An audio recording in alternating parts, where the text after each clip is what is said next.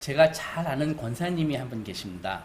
네, 실명을 밝힐 수는 없지만 그분은 참으로 신실하신 분이십니다.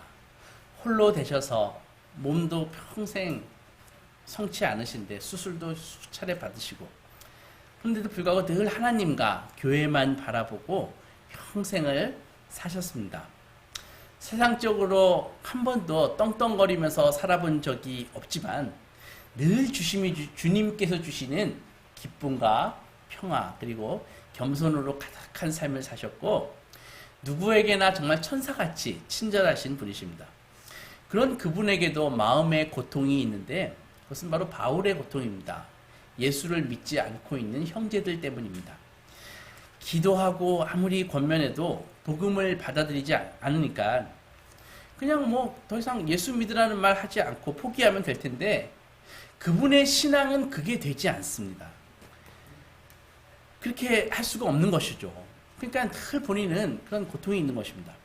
그분의 가족 중에 한 분이 옛날에 교회에 잘 출석하신 적이 있으셨는데, 그 교회 담임 목사가 굉장히 외식적이고 심지어 성적인 범죄까지 일으키는 것을 보면서 교회를 떠났습니다. 그런데 교회만 떠난 것이 아니라 하나님 앞에서부터도 떠나서 이제 완전히 마음이 닫혀서 이제 자기에게 교회 교자도 얘기하지 말라고 이렇게 완전히 신앙에서 돌아섰습니다. 정말 불행한 일이 아닐 수 없습니다. 아무리 사람을 보지 말고 우리 예수님을 보고 믿으세요, 우리 예수님은 그런 분이 아니세요 라고 해도 그 닫힌 마음의 문을 열 수가 없었습니다. 언젠가 말씀의 진리의 말씀이 그분의 굳어진 마음을 녹이고 온유하신 예수님으로 채워질 수 있기를 기도할 뿐입니다. 또 이런 분도 계십니다. 그분은 하나님 그런 게 어딨어, 그거 다 인간이 만들어낸 거야 하면서 그렇게 얘기하면서 정작 하나님에 대해서는 막 화를 내는 분이 있습니다. 신이 없다고 하면서 하나님에 대해서는 막 분노하는 것이죠. 이율배반적인 그런 태도인 것입니다. 그런데 그분이 어느 날 솔직하게 자기 심정을 고백하는데, 나는 정말 신이 없다고 하나님이 없다고 생각하는 게 아니라고, 난 신이 있다고 믿는다고, 하지만 예수님이 싫다 이렇게 얘기하는 거예요. 깜짝 놀랐죠. 목사가 싫으면 싫었지 왜 예수님이 싫으냐 그렇게 얘기했더니 전혀 의외의 답변을 하십니다.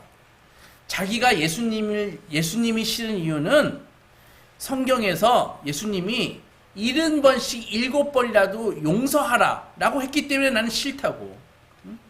내가 기독교인이 되면은 예수의 말을 따라야 되는데, 나에게 그 몹쓸 짓을 저지른 우리 아버지를 용서하는 것은 정말 끔찍한 일이라고. 난 결코 우리 아버지를 용서할 수가 없다고. 충격적인 말이었습니다.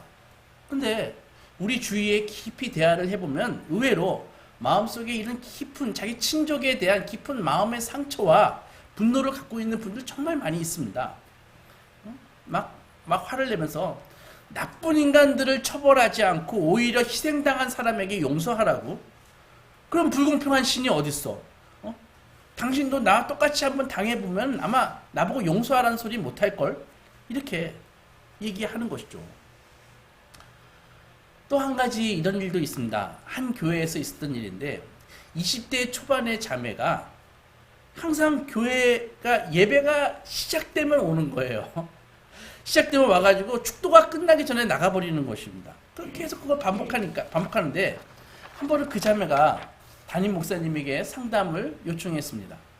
겉모습은 정말 20대 초반이니까 젊고 예쁘고 그런데 그 마음속에서 근심의 그 말을 꺼냈는데 눈물을 흘리면서 이렇게 얘기합니다. 목사님, 사실 저는요 한 여성을 사귀고 있어요.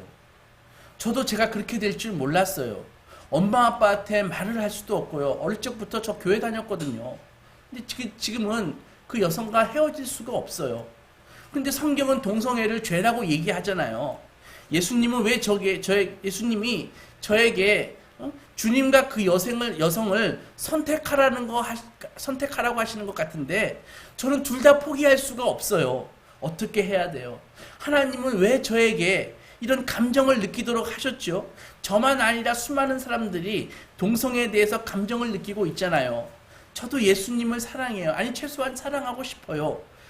하지만 예수님은 둘 중 하나만 선택하라고 강요하시는 것 같아요. 어떻게 제게 그러실 수 있죠?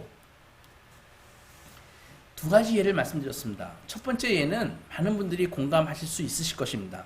그리고 두 번째 동성애 문제도 예전과는 달리 요즘 많은 사람들이 공감을 하고 있다는 게 하고 있습니다. 예나 지금이나 이렇게 예수님을 가까이 하기에는 어려운 사람들이 우리 가정에 그리고 우리 주위에 많이 있다는 것이죠.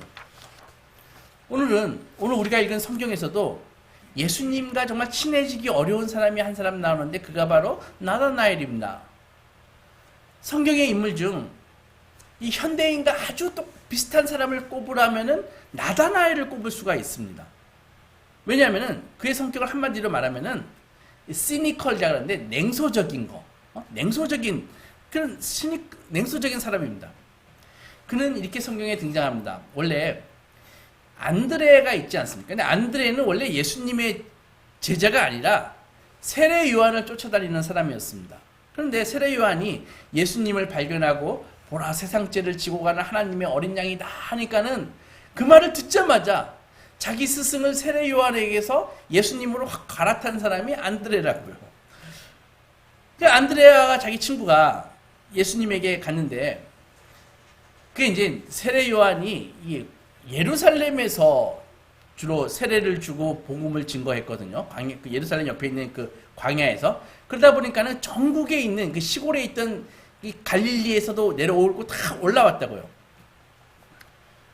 그래서 안드레가 이제 예수님을 만나가지고 어디 사세요? 하니까는 거처가 어디세요? 하니까 예수님이 나 있는 곳 여기 여관이야. 이리 와서 보라. 이렇게 말씀하셨다고요. 그래서 거기서 예수님이랑 하루 거기서 묵고 나가지고 안드레는 확신이 들었습니다. 이분이 메시아셔. 그래가지고 당장 자기 형인 베드로에게 가가지고 얘기했다고요. 그러니까 안드레와 베드로는 형제입니다. 형, 내가 메시아를 만났어. 하니까 베드로가 다혈질 아닙니까? 그래? 메시아? 그럼 나도 만나봐야지. 하면서 갔다고요. 그래서 예수님을 찾아가니까는 예수님이 베드로에게 새로운 이름을 지어주셨잖아요. 개바라고. 반석이라는 뜻의 이름을 지어주셨다고요. 그 다음날 이제 예수님이 예루살렘에서 갈릴리로 가시다가 그러니까 도를 넘어가는 것이죠. 갈릴리 가려면 한참 가야 됩니다. 사마리아 도를 지나서 갈릴리 도로 가야 되니까. 그러니까 우리로 말하면 경기도를 지나서 충청도를 지나서 경상도를 가야 되는 것처럼 그렇게 도를 거쳐서 가야 된다고요. 근데 가시다가 빌립을 만났습니다. 빌립도 갈릴리 사람이죠. 그때 시골에서 다 예루살렘으로 올라온 것이죠. 예루살렘에 예언자가 있으니까, 세례 요한이 있으니까 세례 요한을 보기 위해서 전국에서 다 몰려들었다고요. 근데 빌립을 만나가지고 예수님이 나를 따르라 하니까는 베드로와 안드레 같은 동네 사람이거든요. 빌립이. 그 예수님을 즉시 따랐습니다. 그러니까 빌립도 자기 친구, 자기 동네에 고향 친구 나다나엘에게 가가지고 이야기한 것이죠. 내가 메시아를 만났다 하니까 너도 그분을 같이 만나보자 하니까 나다나엘이 눈이 동그래져가지고 메시아? 누가 메시아인데? 하니까 있잖아 예수, 요셉과 마리아의 아들 예수, 그분이 바로 선지자들이 구약에서 예언한 메시아셔. 이렇게 얘기하니까 그 말을 듣자마자 나다나엘이 정신 차려라. 나사렛에서 무슨 선한 것이 날 수 있냐? 나사렛에서 무슨 메시아야? 하면서 냉소적인 반응을 보였다고요. 빌립은 그래도 한번 만나보기나 하자 하면서 데리고 강권해가지고 예수님에게로 데리고 갔습니다. 멀리서 빌립과 나다나엘이 이렇게 오니까 예수께서 탁 귀에 들릴 때쯤 가까이 왔을 때 말씀하셨습니다. 보라, 나다나엘 보고 이는 참으로 이스라엘 사람이요 속에 간사한 것이 없도다. 이렇게 얘기하셨습니다. 막 환영해 주셨죠. 여기서 생각해 봅시다. 나다나엘에게 친구가 많이 있을까요? 우리 주위에도 냉소적이고 시니컬한 사람들 정말 많이 있습니다. 그런 사람들의 특징이 뭐예요? 그런 사람들은 거의 다른 사람을 칭찬하지 않습니다. 불만은 많고요. 댓글 단다 그러죠. 악플을 주로 달고요. 입 바른 소리 막 해가지고 분위기 깨는 그런 사람들 많이 있습니다. 언제나 그들은 항상 밝고 긍정적인 면을 보기보다는 언제나 부정적이고 어둡고 문제를 막 항상 지적하는 그런 사람들입니다. 그런 사람들 말을 이렇게 듣고 있으면은 한참 들으면 머리가 아파요. 왜냐면 말은 맞는 것 같은데 왠지 기분이 좋지가 않습니다. 나다나엘도 예수님에 대해서 나사렛 출신이라고 뭐 총구석에서 볼 것 있어? 라고 한 사람 아닙니까? 예수님에게 면전에서 예수님을 이렇게 디스한다 그러는데 뭐라 그러죠? 폄하하지 않고 폄하하지는 않았지만은 그래도 예수님한테 예수님을 얕잡아 본 게 있는데 근데 그 예수님을 막상 만나려니까는 쭈뼛쭈뼛 좀 그랬다고요. 근데 예수님이 나다나엘을 보자마자 너는 참 이스라엘 사람이다. 너는 참 솔직한 사람이야. 솔직 담백한 인간이야. 라고 이렇게 칭찬하니까 그때도 아주 냉소적으로 뭐 저 아세요? 이렇게 이야기한다고요. 나다나엘이 그런 사람입니다. 근데 예수께서 이렇게 말씀하십니다. 나는 빌립이 너를 부르기 전에 네가 무화과 나무 아래에 있을 때 보았느니라 라고 하셨습니다. 그런데 이 말을 듣고 나가지고 나다나엘의 태도가 갑자기 180도로 바뀌어버립니다. 랍비여, 당신은 하나님의 아들이시오. 당신이 이스라엘의 임금입니다. 라면서 신앙 고백을 합니다. 이상하죠? 왜 말 한마디 듣고 나다나엘의 태도가 갑자기 180도 바뀌었을까요? 이런 생각 해보신 적이 있으신가요? 아무튼 그 말을 듣고 예수께서 본문 50절, 51절에 이렇게 말씀하십니다. 예수께서 대답하여 이르시되 내가 너를 무화과나무 아래에서 보았다 함으로 믿느냐? 이보다 더 큰 일을 볼 것이다. 또 이르시되 진실로 진실로 너에게 이르노니 하늘이 열리고 하나님의 사자가 인자 위에 오르락내리락 하는 것을 보리라 하시니라. 나다나엘은 빌립이 예수님에 대해 이야기했을 때 그는 선뜻 예수께 다가가지 않고 예수를 반대하지는 않았지만은 아주 회의적이고 냉소적으로 그런 태도를 보였습니다. 왜일까요? 나다나엘이 예수를 탐탁치 않게 생각한 이유가 몇 가지가 있습니다. 여러분, 우리는 예수님이 누구신지 이미 알고 있잖아요. 하나님의 아들이시고, 그렇기 때문에 성경을 읽으면서 어떻게 하나님의 아들한테 나다나엘이 이따위 말을 할 수가 있냐 라고 생각할 수 있지만, 그러나 막상 나다나엘의 입장이 되어보면 그때 그 당시로 가보면은 예수님을 처음부터 따라간 빌립과 베드로, 안드레, 이 사람들이 특이한 사람이지 나다나엘이 오히려 정상이라고요. 우리가 시대의 자식 아닙니까? 우리는 이 세상의 자식으로서 이 세상적인 사고방식을 하는 것이 더 정상인 것입니다. 그런데 세상적인 사고방식의 특징이 뭐예요? 그것은 한마디로 눈에 보이는 것에 가치를 두고 눈에 보이는 것을 믿는 것입니다. 나사렛에서 무슨 선한 것이 날 수 있느냐라는 나다나엘의 말은 세상적으로 너무도 당연한 것입니다. 당시 나사렛은요, 망한 사람들이 사는 곳이에요. 패배자들이 사는 도시라고요. 예루살렘도 아니고 저 사마리아도 가장 중심되는 그런 가버나움 같은 도시도 아니고 대부분 물어보면 나사렛이 어디요 하면 할 만한 그런 곳이 바로 나사렛이라고요. 그곳에 제대로 된 학교가 있겠습니까? 제대로 된 랍비가 선생이 있을까요? 예루살렘과 같이 돈과 사람들이 몰리는 곳이 아니죠. 그런 곳에서 선한 것이 나올 수 없다라고 생각하는 것은 너무도 당연한 생각이라는 것이죠. 아파트 2층에 코딱지만한 교회에서 선한 것이 나올 수 있느냐, 이렇게 생각하는 것이 세상적으로 당연한 생각이라는 것입니다. 강원도 평창에서 선한 것이 나올 수 있느냐, 이렇게 생각하는 것이 당연한 세상적인 생각이라는 것입니다. 그런데 거기에 하나님의 유머가 시작됩니다. 하나님은, 성경을 읽어보면 하나님은 언제나 당신이 이 땅에서 당신을 나타나실 때 바로 그 나사렛에서 시작하신다는 것이죠. 이게 하나님의 유머입니다. 왜냐하면 세상이 그것에는 결코 주목하지 않거든요. 결코 세상에 관심 갖지 않거든요. 세상이 무시하는 곳이거든요. 거기에서 하나님은 시작하신다는 것이죠. 하나님은 주로 부와 권세를 갖고 있는 그런 사회 지도층 엘리트를 통해서가 아니라 소외된 자, 실패한 자, 평판이 나쁜 자들, 나이가 이미 많이 든 사람들, 존경받지 못하는 자들을 통해서 역사하십니다. 복음서를 보십시오. 예수님의 친구들이 다 그런 분들입니다. 정치인, 종교 지도자 그런 사람도 없습니다. 예수님 친구 중에 상류층 없습니다. 예수님의 친구들은 하나같이 사회의 밑바닥 인생들이었다고요. 사회에서 욕먹거나 지탄받거나 전혀 관심을 갖지 않는 그런 사람들과 주로 예수님이 어울리셨습니다. 그런 면에서 현대인들 중 수많은 스마트폰 외에는 친구가 없는 사람들은 정말 예수님의 친구가 될 가능성이 아주 높은 사람들입니다. 은둔형 외톨이들, 히키코모리들, 그분들 예수님을 제대로 만나보십시오. 새로운 세계가 열릴 것입니다. 아무튼 당시 예수님은 이런 부류의 친구들과 어울리니까는 별명이 붙었습니다. 어떤 별명이 붙었냐면은 먹기를 탐하는 자, 식탐이 많은 사람, 파티를 즐기고 놀기를 좋아하는 사람, 세리와 죄인들의 친구, 이런 예수님의 별명을 얻으셨습니다. 여러분, 이 시대의 특징이 무엇입니까? 이 시대의 세상 사람들은요, 끊임없이 분류합니다. 어떻게 분류해요? 부자와 가난한 자, 선한 사람과 악한 사람, 상류층과 하류층, 성자와 죄인, 인성 좋은 사람과 쓰레기, 나와 레벨이 비슷한 사람과 상종 못할 사람. 그래서 우리 눈은 항상 우리가 분류한 것 그 위에 가 있습니다. 업그레이드 해야 돼. 내 월급도 업그레이드가 돼야 되고, 내 아파트도 상급지로 업그레이드가 돼야 되지.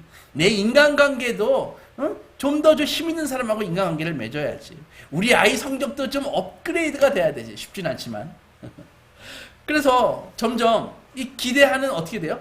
평균이 막 올라갑니다. 결과가 어떻게 돼요? 모두 다 불행해지는 것입니다.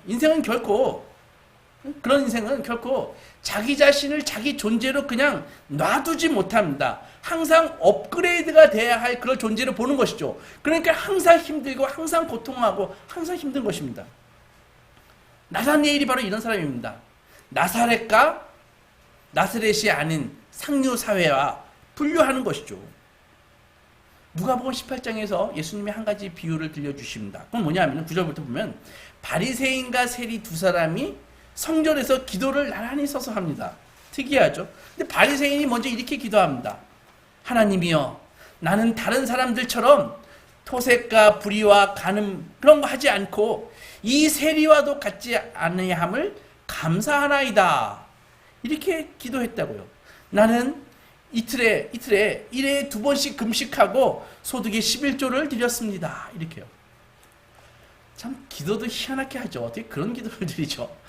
그 세리는 멀리 서가지고 감히 눈을 들어서 하늘을 쳐다보지도 못하고 가슴을 치면서 하나님이여 불쌍히 여겨주십시오. 나는 죄인입니다. 라고 기도했습니다.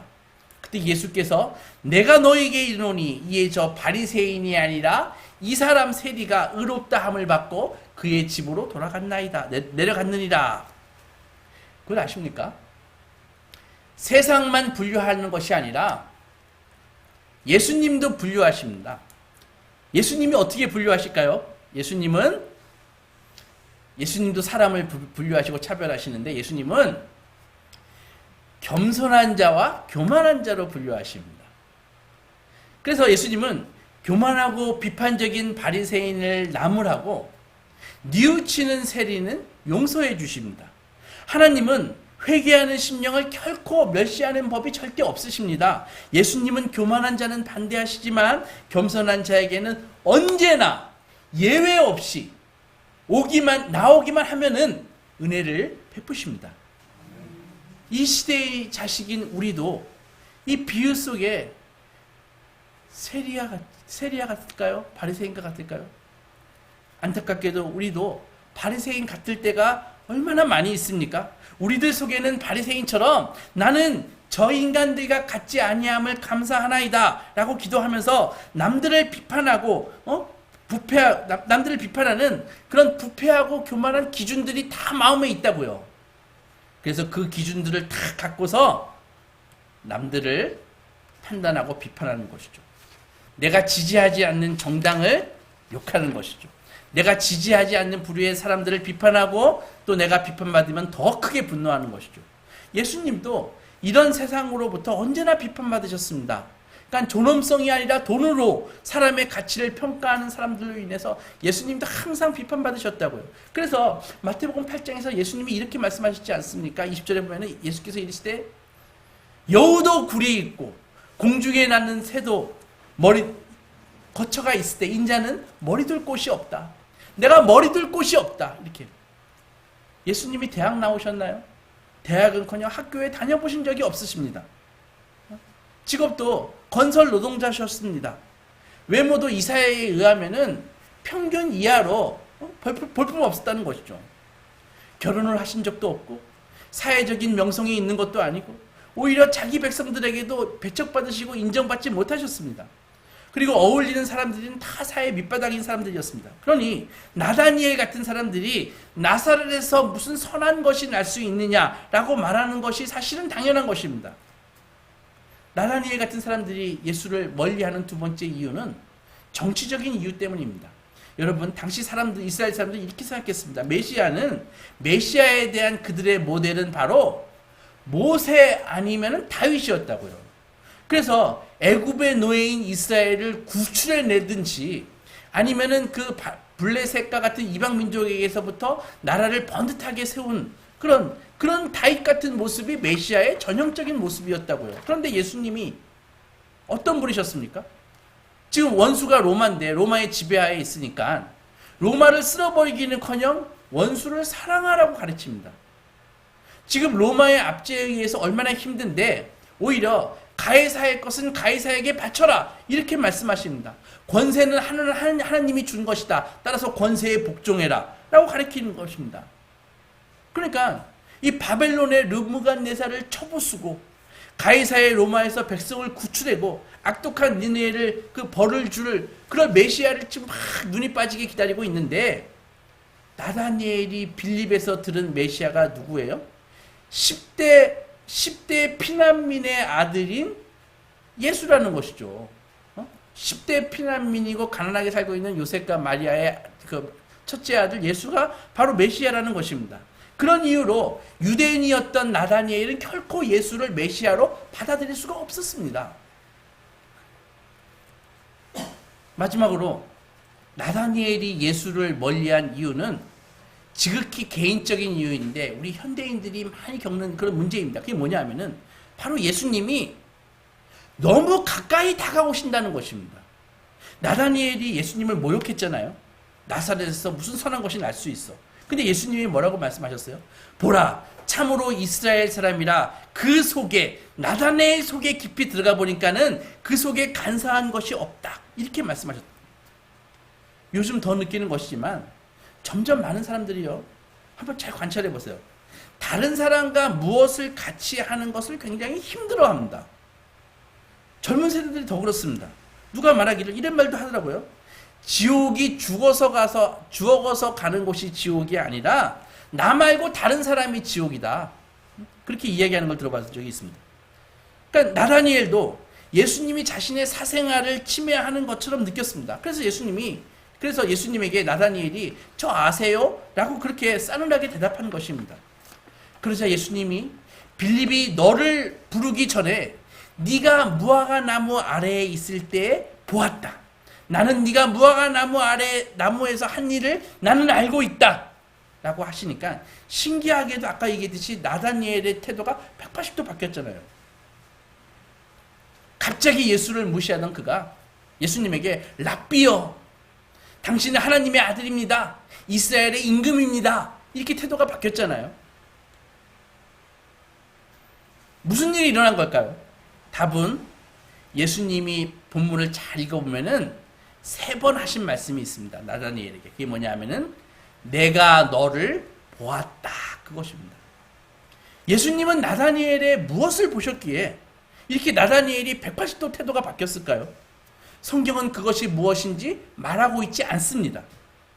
무화과 나무 아래에 있었던 나다니엘을 본 예수님의 말씀에 나다니엘은 큰 동요가 있었던 것이 틀림없지만 그게 무엇인지는 말씀하고 있지 않습니까?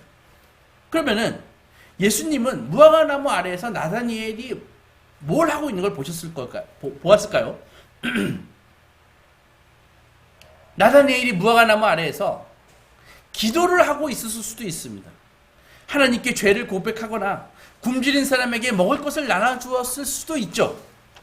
혹은 갑질을 당하고 있는 약자를 보호하면서 도와주었을 수도 있습니다. 가난한 여인에게 기부하거나 자살하려고 하는 10대를 지금 말리고 있었을 수도 있습니다. 아마도 원수를 용서하게 해달라고 하나님께 기도하고 있었을 수도 있습니다. 무화과나무 아래에서.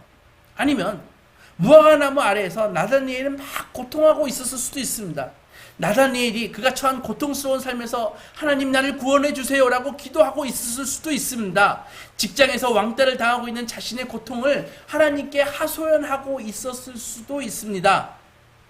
사업이 부동안하고 아내에게 이혼당해서 무화과나무에 목을 메고 죽으려고 하고 있었을 수도 있다는 것이죠. 외로워서 친구가 없어서 우울하거나 재정적으로 너무 어려워서 절망에 빠져 있거나 병원에서 이제 3개월밖에 살 수 없다는 그런 사형 선고를 받았을 수도 있습니다. 아니면 무화과나무 아래에 사랑하는 가족을 묻고 있었을 수도 있습니다. 혹은 예수님이 나다니엘이 무화과나무 아래에서 아무도 모르게 추악한 범죄를 저지르고 있었을 것을 보셨을 수도 있습니다. 마약을 팔거나 보이스피싱을 하기 위해서 그럴 약탈할 사람에게 전화를 걸고 있거나 술에 만취해 자고 있거나 불륜을 저지르고 있었을 수도 있습니다. 아무튼 나다니엘이 무화과나무 아래에 있을 때 예수님이 무엇을 보셨는지는 알 수 없습니다. 어쨌든 나다니엘은 예수님이 무화과나무 아래에 있던 자신을 보셨다는 사실에 놀랐습니다. 그런데 예수님이 그것 가지고 아직 놀라기는 일러 하면서 50절에서 말씀하십니다. 내가 너를 무화과나무 아래서 본 것 때문에 나를 믿고 놀라냐? 이거보다 더 큰 것을 볼 것이다 하면서 이제는 나다니엘뿐만이 아니라 제자들에게 한꺼번에 말씀하십니다. 진실로 진실로 너에게 이르노니 하늘이 열리고 하나님의 사자들이 인자 위에 오르락 내리락 하는 것을 볼 것이다. 예수께서 말씀하신 더 큰 일은 나다니엘이 야곱처럼, 구약의 야곱처럼 하늘이 열리고 하나님의 그 천사들이 주님 위에 오르락 내리락 하는 것을 볼 것이다 라는 그것이었습니다. 그게 뭡니까? 바로 하나님의 영광을 본다는 것입니다. 하나님의 충만한 영광을 본다는 것입니다. 나다니엘을 소개하고 예수께 먼저 온 그 빌립도 예수님에게 더 큰 일을 약속받았습니다. 빌립이 나중에 예수께 이런 말을 한 적이 있습니다. 주님, 하나님을 내게 보여주십시오. 그러니까 예수님이 빌립아, 나를 본 자는 아버지를 보았거늘 어찌하여 아버지를 보이라 하느냐. 내가 진실로 진실로 너에게 이르노니 나를 믿는 자는 내가 하는 일을 그도 할 것이요 나보다 더 큰 일을 할 것이다. 이렇게 말씀하셨습니다. 여러분, 예수님보다 더 큰 일이 뭘까요?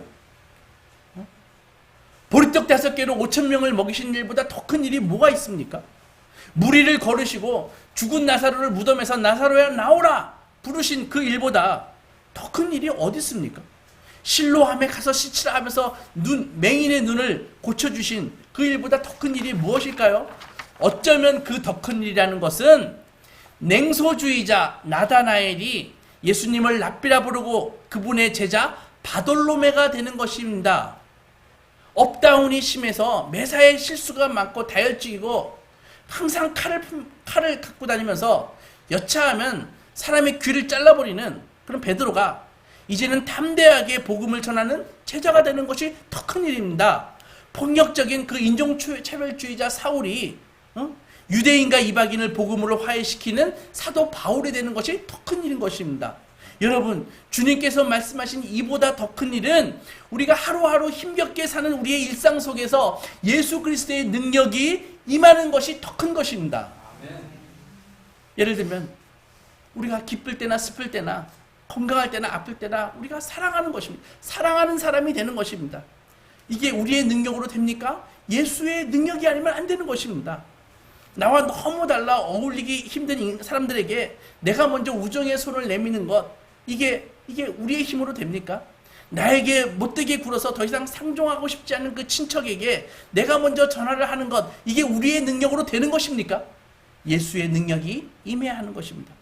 어려움과 혼란 속에서도 한 교회를 끝까지 지키고 섬기며 끝까지 믿음을 지키는 것입니다. 악을 악으로 맞대응하지 않고 그를 위해 기도의 무릎을 꿇는 것입니다. 이것이 우리의 능력으로 되는 것입니까? 아닙니다.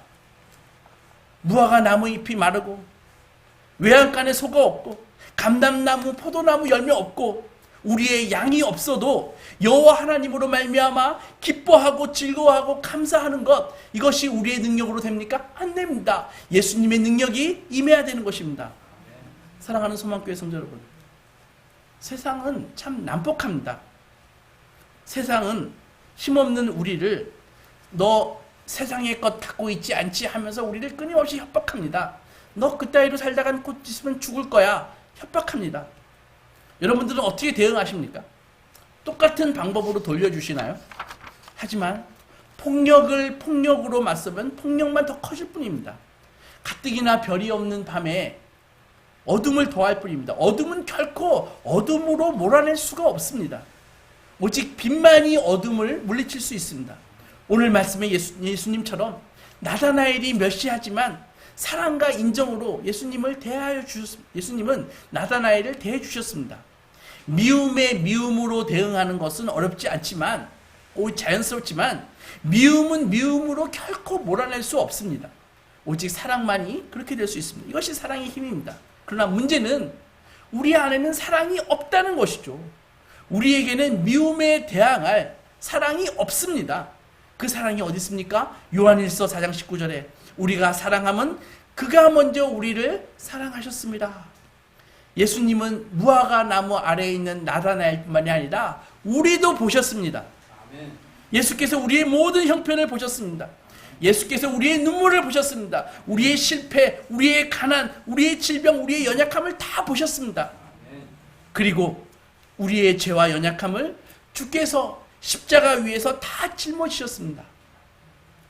내가 믿고 또 의지함은 내 모든 형편 아시는 주님, 늘 보호해 주실 것을 나는 확실히 아네. 예수 사랑, 이것이 우리가 이 세상에 대해 오래 참음과 온유 그리고 사랑으로 대응할 수 있는 자원인 것입니다. 우리가 이미 주님으로부터 받았기에 우리는 세상에 예수 사랑으로 대응할 수 있는 자원을 이미 갖고 있습니다. 5월은 가정의 달입니다. 우리 가정을 살펴보십시오. 우리 가정의 모든 사람들이 예수만 섬기는 우리 가정이 사랑과 웃음이 넘치는 가정입니까? 감사하십시오. 축하합니다. 그러나 아쉬운 점이 많으신가요? 걱정할 거 없습니다. 우리가 받은 예수 사랑을 한번 가정에 쏟아부어 보십시오. 몇 시에 예수 사랑으로 대응하십시오. 저주의 어둠이 점점 축복의 빛으로 바뀔 것입니다. 이 시대에 우리 가정 다 아픕니다. 집집마다 안 아픈 가정 없습니다. 고난이 많아서가 아니라 그것은 바로 주님의 사랑과 은혜와 말씀이 결핍되어 가기 때문입니다. 우리 가정에 들려지는 소리가 하늘의 소리는 거의 없고 이 땅의 소음만 가득하기 때문입니다. 채소밭에 물을 주듯이 예수 사랑을 가정에 부으십시오. 죽어가는 가정이 치유되고 건강하게 회복될 것입니다. 이 사명 감당하시는 소망의 자녀들이 되시기 주님의 이름으로 축원합니다. 아멘.